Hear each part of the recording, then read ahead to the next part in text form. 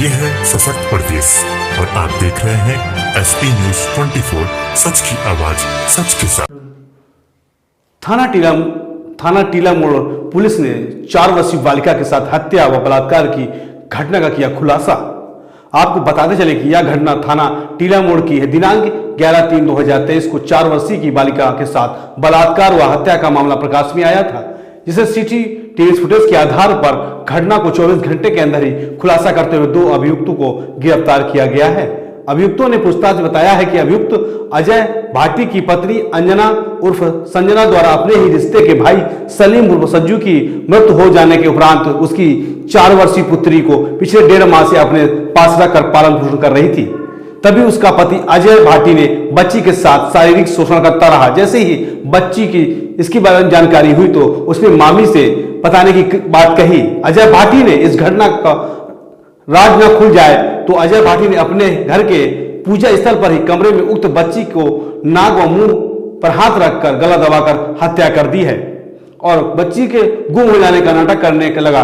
जब पुलिस को शक हुआ तो पुलिस ने सख्ती से पूछताछ की तो अजय भाटी ने अपना जुल्म कबूल करते हुए, क्योंकि जो गोद ले रहा है वही कातिल साबित हो रहा है, तो ऐसे में क्या घटना के पीछे क्या वजह है? देखिए, ये जो बच्ची थी दुर्भाग्यवश इसकी माता मानसिक रूप से विक्षिप्त थी और 6 महीने पूर्व ही इसके पास से चली गई थी। इसके पिता शराबी थे। 28 जनवरी को उनकी मृत्यु हो गई थी। कबाड़ इत्यादि का कार्य करते थे, अतः इसका कोई देखभाल करने वाला नहीं था।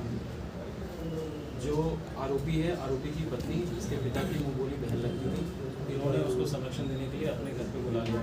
उसके बाद से जो पोस्टमार्टम रिपोर्ट इत्यादि से क्लियर हुआ है कि बीच बीच में भी इसने उस बच्ची के साथ दुष्कर्म किया है। दिनांक 11 मार्च को भी इसने दुष्कर्म करने का प्रयास किया था। बच्ची चिल्लाई और उसने अपनी बुआ को भी ये बात बताने के लिए बोला, तो उसी समय उसको इसने थप्पड़ मारा था, जिसकी वजह से वो गिर गई थी। कुछ खून के धब्बे भी थे, जो हमें जिसको वहाँ से पूछ के साफ कर दिया गया था। लेकिन बाद में जब हमने बेंजीडाइन टेस्ट किया, एक केमिकल टेस्ट होता है, तो वो हमें इस प्रकार से उसमें ब्लू कलर के जो निशान पड़ जाते हैं वो इसके घर पे मिले। तो उसके बाद इसने उस बच्ची को मुंह दबा के हत्या कर दी, घर में ही शव को छिपा के रखा और उसके बाद अपनी पत्नी को तथा आसपास के लोगों को इस तरह से उसने नाटक के द्वारा सिद्ध करने का प्रयास किया कि बच्ची गायब हो गई है या बच्ची कहीं चली गई है या किसी ने उसका अपहरण कर दिया है। और इस तरह से वो पूरे दिन तक घूमता रहा। रात्रि में वो अपने एक मित्र नीरज यादव के साथ मिलकर उसने उस बॉडी को घर से निकाल कर उस जंगल वाले एरिया में फेंक दिया। और इसलिए जब 12 तारीख को लोगों को ये पता चला शव के बारे में, तो उन्होंने पुलिस को यही पुलिस किस तरीके से अंदर पहुंची, तफ्तीश में किस तरीके से निकल कर आया?